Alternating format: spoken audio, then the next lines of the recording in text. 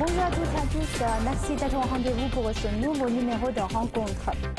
En ce moment même, les parlementaires chinois sont réunis à Beijing pour les deux sessions de l'Assemblée populaire nationale et la conférence consultative politique du peuple chinois.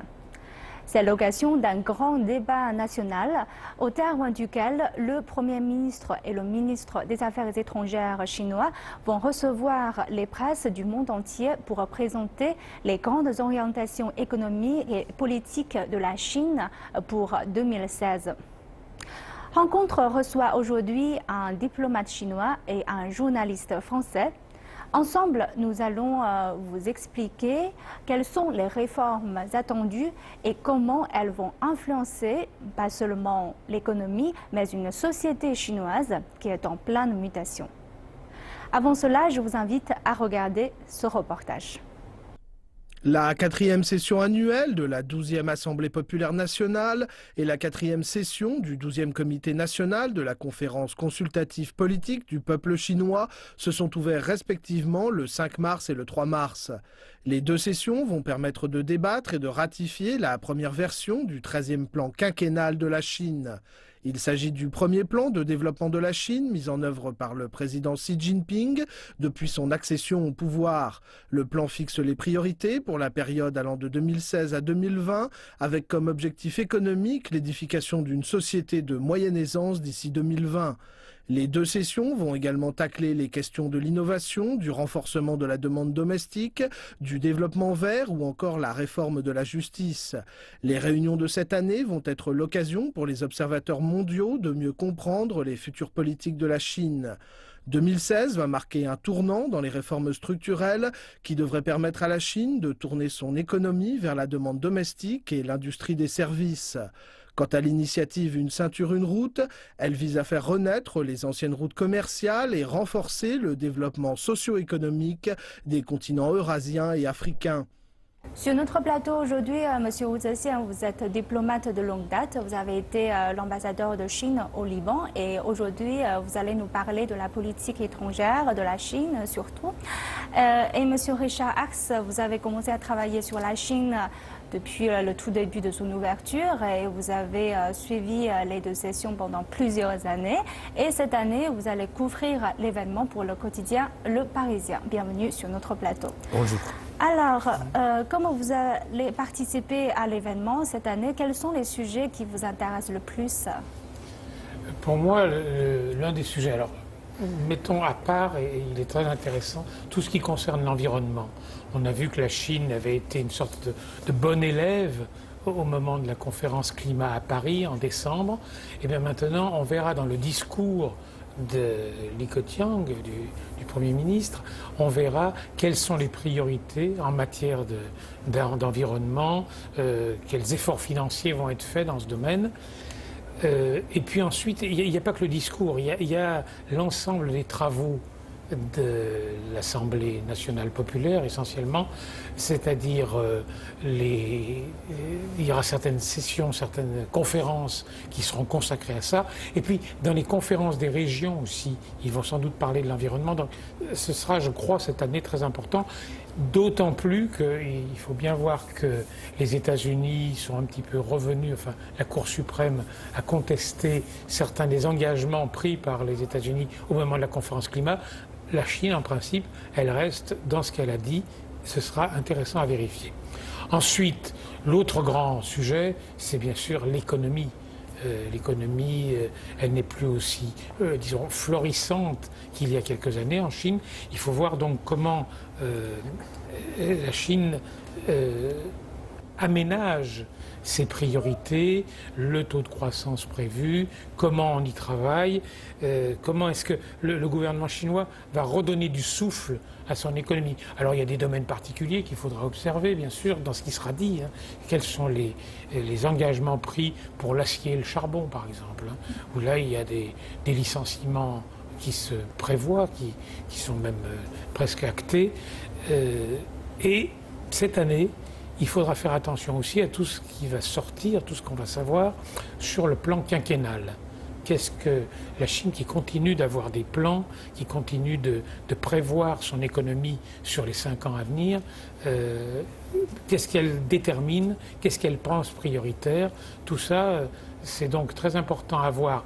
Et quand on parle de l'économie, effectivement, on voit que l'économie chinoise se ralentit et ce ralentissement est en quelque sorte un peu voulu par le gouvernement et que le gouvernement a avancé le terme de nouvelle normalité depuis quelques années. Et monsieur Wu, comment comprenez-vous cette notion? Pouvez-vous nous expliquer à nos téléspectateurs étrangers? Très bien. Avant, l'économie chinoise était plutôt marquée par la vitesse et la masse, c'est-à-dire l'envergure. Et maintenant, l'idée, c'est de transformer cette économie en une économie marquée plutôt par l'efficacité et par la qualité. Voilà. Donc, on va voir comment on va travailler de façon concrète et précise pour cette transformation. Voilà. Cette restructuration plutôt. Tout à fait, tout à fait. C'est ça, c'est intéressant le mot discussion que vous venez de prononcer. Ouais. On a l'habitude en Occident d'une majorité, d'une opposition. Les uns sont d'accord avec le gouvernement, les autres le contestent tout le temps. C'est pas la même logique en Chine. En Chine, les délégués viennent pour mieux comprendre la position officielle qui a été mise au point par le gouvernement, mieux la comprendre et mieux la défendre une fois qu'ils sont rentrés dans leur province. Mais ça ne veut pas dire que quand ils sont à l'Assemblée, ils se taisent. Hein. C'est ce qui est très intéressant. Depuis que les sessions, les conversations, les commissions, je veux dire, les commissions se sont ouvertes largement à la presse, on voit qu'il y a beaucoup de questions posées, que les délégués viennent pour mieux comprendre qu'est-ce qu'ils auront à défendre en fait.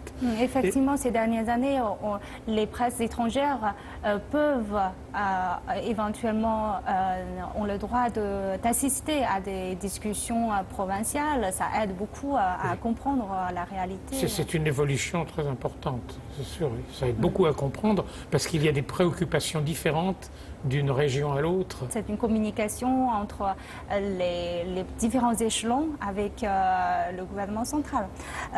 Alors, s'agissant de l'économie, pensez-vous que les réformes proposées déjà dans la proposition du plan quinquennal qui vient de sortir seront-elles suffisantes pour pérenniser l'économie chinoise? À mon avis, il y a toutes les conditions qui sont là, qui sont réunies pour permettre cette transformation. Il faut toujours relativiser les choses. Quand on parle du ralentissement, c'est vrai, c'est un fait. Il y a en effet un environnement international qui n'est pas très favorable à l'exportation. Or, l'économie chinoise était bien orientée vers l'exportation et maintenant ce n'est plus possible comme avant, ce qui est tout à fait vrai. Mais en même temps, il faut savoir que la croissance de 6,9% de l'année dernière, par rapport, c'est vrai, par rapport à la croissance précédente, c'était une petite baisse. Mais il faut savoir que c'est sur une base de 10 000 milliards de dollars. Voilà, donc c'est toujours énorme. Et cette croissance de l'année dernière chinoise représente déjà le PIB d'un pays européen de taille moyenne. Donc l'année dernière, la Chine, le PIB de la Chine représente 14% quand même de l'économie mondiale. Et cela a créé 25% de la croissance mondiale. Donc c'est quand même énorme. Mais ceci étant, c'est vrai, comme je l'ai dit tout à l'heure, on ne peut plus baser l'économie sur la vitesse et l'ampleur. Voilà, ce n'est plus possible. C'est la qualité et l'efficacité qui comptent maintenant, qui priment. On ne peut pas avoir une croissance de 10% quand même pendant 10 ans, ça ne peut pendant pas 20 durer, ans, ça ne peut pas durer. L'environnement a changé et puis ça ne correspond pas aux intérêts fondamentaux des consommateurs parce que voilà, c'est pas la vitesse et l'ampleur qui permet d'améliorer la qualité des produits, par exemple. Donc il est maintenant vital de faire cette transformation. Les conditions sont réunies dans la mesure où la Chine dispose d'une capacité de production industrielle énorme. Pour plus de 220 produits industriels, la Chine est le plus grand producteur du monde. Voilà. Et puis, bon, les infrastructures, voilà, tout le monde a constaté que les infrastructures en Chine sont plus que satisfaisantes. Le TGV, par exemple, le TGV en Chine, c'est plus de 18 000 kilomètres. Voilà, alors, quand vous parlez de ça, ça me fait penser à la stratégie qui s'appelle une ceinture, une route, qui en fait qui consiste à, pour la Chine d'exporter effectivement son industrie très performant où il y en a beaucoup. Parfois, il y a la surcapacité aussi, d'exporter son industrie pour revitaliser une grande région couvrant l'Asie, l'Europe, l'Afrique. Ça veut dire une région qui fait partie de l'ancienne route de la soie. Alors, en quoi ce projet est si important, Richard? On voit bien que pour la Chine, c'est une façon de compenser une croissance qui forcément sera moins développée. Enfin, disons que 10%, ça a été une période de rattrapage. La Chine rattrapait un certain retard. Maintenant, c'est fait. Elle est à peu près entre 6 et 7%. Il y a beaucoup de pays en Europe qui rêveraient d'avoir ce chiffre-là. Maintenant, il faut trouver des débouchés extérieurs pour maintenir une croissance à peu près équivalente. La Chine ne peut plus se contenter de se renforcer elle-même pour avoir une croissance importante. Et donc, le fait d'aller vers l'extérieur, ça va lui permettre à la fois de profiter des richesses naturelles qui existent dans d'autres régions du monde, et puis également de faire du commerce avec certains pays qui restent un peu à déterminer. La route de la soie, c'est un projet intéressant parce qu'il a plusieurs possibilités. Vous avez par exemple le développement vers l'Asie centrale. Là, il y a peut-être pas mal de possibilités avec, je sais pas moi, l'Ouzbékistan, le Tadjikistan. C'est peut-être des pays qui vont se développer et la Chine va en profiter. Il y a aussi un développement de la route de la soie, par exemple vers l'Iran. L'Iran, c'est un pays qui se développe, qui est en train de se rouvrir, notamment vers les États-Unis, mais pas seulement. C'est un pays donc intéressant. Ce sera peut-être pas facile d'aller commercer là-bas parce qu'il faut passer par l'Afghanistan. Je crois que la Chine, elle va faire son choix entre les développements de la route de la soie qui marchent bien, qui sont faciles à développer, et les autres. Après, la route de la soie, elle va aussi vers l'Europe, vers l'Afrique, où là, la Chine est déjà présente. Elle a une expérience, elle sait ce qui marche bien, ce qui marche moins. Et quel est votre avis du point de vue Bon, je suis d'accord avec notre ami Richard, c'est-à-dire cette initiative lancée par la Chine il y a quelques années est très importante dans la mesure où, d'une part, ça permet à la Chine d'exporter, si j'utilise le mot, ou bien transférer cette surcapacité de production.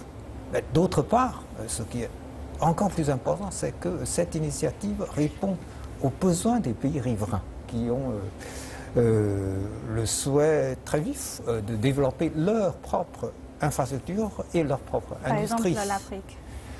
D'abord, les pays riverains, c'est-à-dire en Asie centrale, l'Asie de l'Ouest, l'Europe orientale, par exemple. Et puis, bon, plus loin, ça peut aller vers l'Afrique du Nord et puis l'Afrique subsaharienne. Bon, alors tout ça, c'est lié. Bon, on ne va pas faire une limite géographique pour cette initiative. À présent, il y a déjà une vingtaine de pays qui ont signé les accords de coopération dans le cadre de cette initiative avec la Chine. Donc, les pays sont très favorables à cette idée. Alors, même les pays européens, voilà, qui sont partenaires traditionnels de la Chine, voient d'un très bon œil cette initiative. Et comment la France comment réagit-on en France devant cette initiative alors? On observe, mais je pense qu'il y a un certain retard en France par rapport à la Chine. D'abord, La Chine, l'économie chinoise est présente en Europe, d'abord en Grèce, elle a commencé là-bas, en Espagne, au Portugal. En Chine, il y a beaucoup plus de prudence. Il y a des tas de raisons pour ça. La relation politique est bonne, elle est sensiblement meilleure qu'elle ne l'était sous Sarkozy, mais sur le plan économique, il y a encore des efforts à faire, sans doute, parce que ça ne peut pas être que le tourisme. Le tourisme, ça marche bien en France, pays romantique, comme on dit en Chine, mais il y a certainement plus à faire et sans doute une meilleure connaissance à provoquer entre la France et la Chine. Mais on dit toujours que la relation entre la Chine et la France est marquée par cette retard de relations économiques par rapport à la relation politique. Oui, c'est vrai. Oui. Oui. Je pense que ça peut se corriger à condition qu'il y ait des échanges. On a bien vu, par exemple, le comportement du ministre des Affaires étrangères qui vient de quitter son poste, Laurent Fabius. Il est venu tous les 3 mois à peu près en Chine pour justement provoquer un dialogue pour que sur le plan économique il y ait plus de contacts. Ça va finir par marcher, mais ça suppose que sur le plan économique la Chine investisse peut-être plus en France et réciproquement que la France soit moins frileuse de venir installer des investissements en Chine. Mais pensez-vous quand même, quand on parle de l'investissement chinois en France, pensez-vous qu'il y a quand même une réticence maintenant en France par rapport à l'Angleterre, par exemple, qui a quand même reçu un investissement chinois dans son domaine nucléaire? Oui, que par rapport c'est un domaine nucléaire qui est d'origine française. Oui, bien sûr. Mais c'est pas la même mentalité. En Angleterre, on aime faire venir des capitaux étrangers, on aime faire venir des investissements. Et là, la Chine, ça tombe bien, elle a besoin d'aller là-bas. La France est plus réticente, il y a des réglementations plus compliquées, on compte plus sur nous-mêmes, mais la mondialisation est là, il faut en tenir compte. Et je crois que peu à peu, ça va se développer dans certains domaines. Il y a pas mal d'hommes d'affaires chinois qui sont venus en France ces dernières années, qui ont été reçus à des niveaux importants, même par François Hollande. Tout ça, c'est pour voir ce que l'on peut faire ensemble. Donc il faut un peu du temps pour ça améliore la relation. Sans doute, il faut du temps et un intérêt réciproque. Et à part du volet économique, qu'on a déjà parlé un peu, le volet diplomatique est très important aussi pendant chaque session. Alors, Monsieur Wu, comment définirez-vous le style diplomatique de la nouvelle équipe dirigeante chinoise? En fait, depuis surtout à la fin de l'année 2015, il y a beaucoup de commentateurs qui disent que voilà, la diplomatie chinoise est en train de faire des changements, voire en train de traverser un tournant. Comment voyez-vous ce genre de propos? Très bien. Bon, avant de parler de cela, j'aimerais bien ajouter un petit point à propos de l'investissement chinois en France. Bon, on a parlé un peu tout à l'heure, on a évoqué un peu la réticence de la part de certains Français vis-à-vis de l'investissement chinois. Bon, mais il faut voir d'un autre côté, ça progresse énormément. L'investissement chinois en France, ça progresse énormément. Là, on n'a pas beaucoup parlé. Or, jusqu'à présent, les investissements chinois en France représentent déjà 5 milliards de dollars. L'année dernière, il y a eu 223 millions de dollars d'investissements chinois supplémentaires en France. Donc, c'est moins qu'en Espagne ou au Portugal. C'est relatif, c'est relatif. Mais il y a, en plus, il faut voir la taille réelle des choses. Ce sont des chiffres, mais il y aura des chiffres qui vont se gonfler. C'est-à-dire, l'année dernière, il y a plusieurs entreprises chinoises qui ont acheté à des coûts de milliards d'euros. Voilà. des actions ou carrément des sociétés françaises. Donc les investissements chinois vont très fort. Ça, c'est un petit supplément que j'ai voulu apporter. À propos de la diplomatie chinoise, bon, l'année dernière, c'est vrai que la diplomatie chinoise était très active. Il y a eu beaucoup d'événements. Par exemple, la Chine a organisé la cérémonie de célébration pour la victoire de la Deuxième Guerre mondiale. On a invité une soixantaine de dirigeants du monde entier qui sont venus. Voilà. À cette occasion, le président Xi est allé au sommet de l'ONU, au sommet de Paris Climat. Il a visité plusieurs pays, pratiquement dans tous les continents du monde. C'est-à-dire, il a visité les États-Unis, l'Angleterre, l'Afrique du Sud. Son agenda est bien plus rempli que son prédécesseur. Il y a eu d'autres dirigeants qui sont venus en Chine. Le président Poutine est venu en Chine, la chancelière allemande est venue en Chine, il y a beaucoup d'autres dirigeants qui sont venus. Donc la diplomatie chinoise en... François Hollande est venu aussi. Oui, bien sûr. Et surtout avec la France. Non seulement François Hollande, le Premier ministre français, le président français sont venus durant la même année. Et toujours durant la même année, le Premier ministre chinois est allé en France, le président chinois est allé en France dans le cadre de Paris Climat. Donc c'était une grande première dans les annales des relations franco-chinoises. Voilà. Donc ça va très fort, ça va très fort. Mais ceci étant, si on dit est-ce qu'il s'agit d'un tournant dans la diplomatie, je ne crois pas, c'est plutôt une continuité. C'est plutôt une continuité parce que pour nous, il faut nouer des relations de coopération amicale avec tous les pays du monde.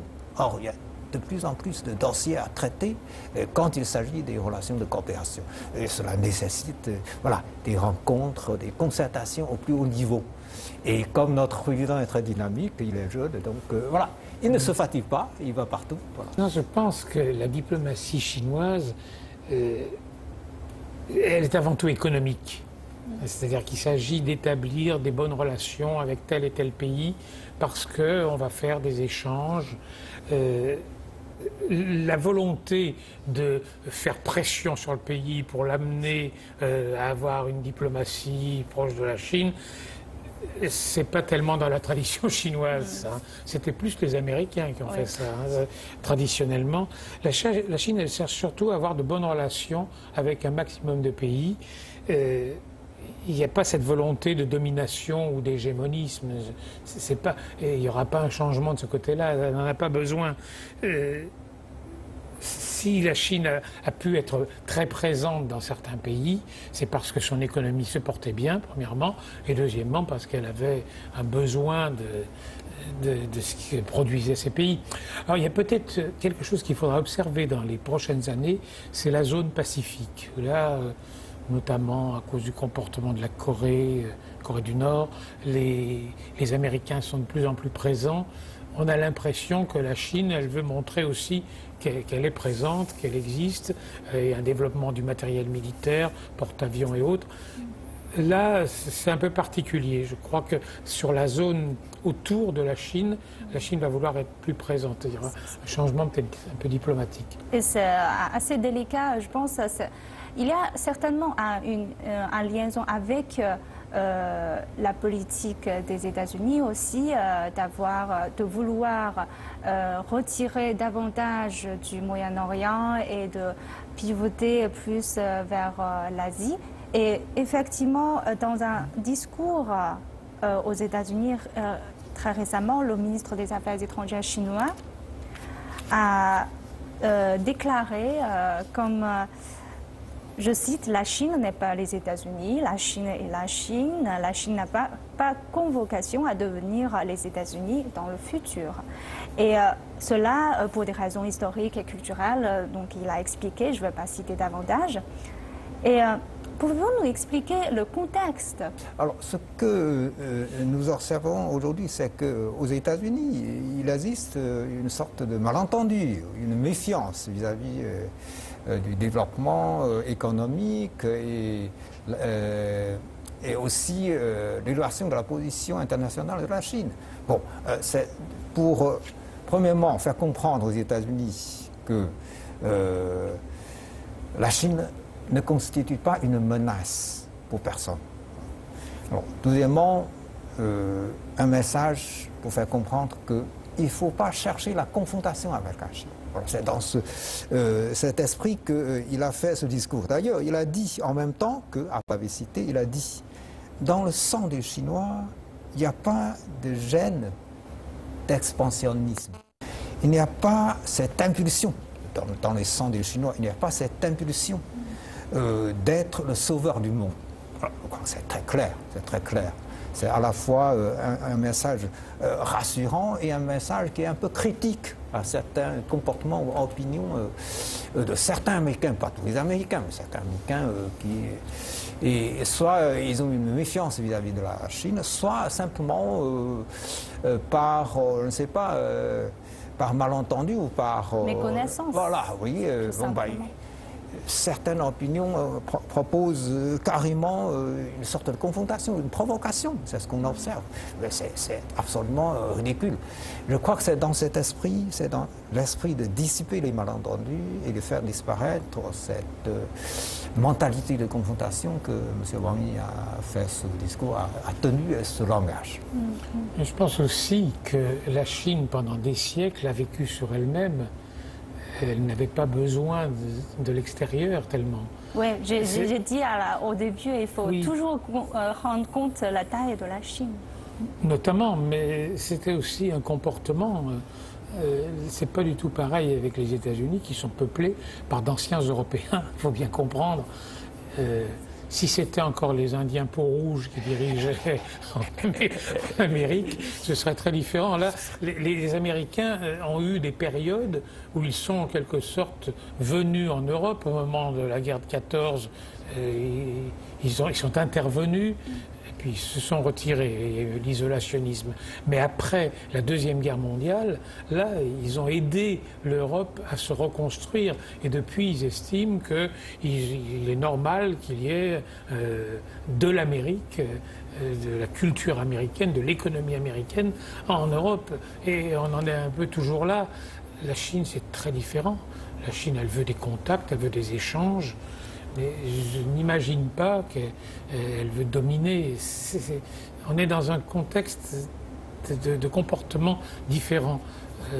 Encore une fois, l'Amérique, c'est d'anciens Européens et ils se sentent un peu concernés par ce qui se passe en Europe. Non seulement en Europe, mais dans le monde. Oui, dans le monde, mais là, on parlait spécifiquement de la... Oui, après, c'est plus économique ailleurs. Pense. Et donc, pour résumer un peu, alors pour prévenir un peu, est-ce que vous pouvez utiliser une phrase pour prévenir un peu l'année 2016 pour la Chine? Ce sera une année, monsieur... Ce sera la première année du 13e plan quinquennal. Le 13e plan quinquennal s'est fixé un objectif important, c'est-à-dire en 2020, il faut que le PIB de la Chine soit doublé par rapport à l'année 2010. Il faut en même temps que le revenu des habitants soit doublé également. Voilà, donc c'est un objectif très important qui touche les intérêts de chaque Chinois. Et donc ça, c'est très important. Je pense que 2016 va être une année charnière. C'est-à-dire qu'on a eu le développement chinois qui s'est fait, on doit passer à une autre forme d'économie. La consommation chinoise doit se développer, alors qu'il y a beaucoup d'épargne par exemple. Il y a quelque chose qui doit évoluer vers un développement intérieur plus fort en Chine. Alors, je pense qu'on a parlé de la restructuration économique pendant plusieurs années déjà, même sur ce plateau. Et je pense que vous êtes très juste dans ce que vous dites. Et j'espère que de vous accueillir un peu plus tard pour voir après cette session qu'est-ce qu'on va avoir comme message. Alors, je vous remercie d'avoir participé à notre émission et je vous remercie d'avoir suivi notre débat. À la prochaine. Merci.